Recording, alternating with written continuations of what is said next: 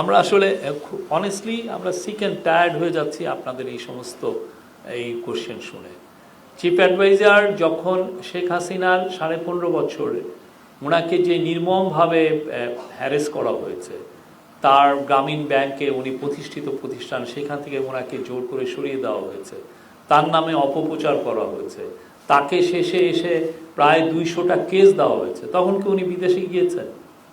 উনি 6 তলা, আপনি তো জান নাই, আমি গিয়েছি 6 তলায় ওনাকে পায়ে হেঁটে, এটা যে স্টিপ একটা সিঁড়ি, আমি ওইখানে উঠেছি, এবং ওনার যিনি লং টাইম কলিগ এই যে মোহাম্মদ শাহজাহান সাহেব, উনি একদম অসুস্থ ক্যান্সারের পেশেন্ট, তাকে চেয়ারে করে নিয়ে উপরে উঠানো হয়েছে। তো এই তখন কি ওনারা বিদেশে গিয়েছেন? উনি একজন গর্বিত বাংলাদেশী, খুবই প্রাউড বাংলাদেশী। যারা এগুলো প্রশ্ন করেন, প্রশ্ন করার আগে একটু ভেবে দেখেন আপনি কি প্রশ্নটা করছেন।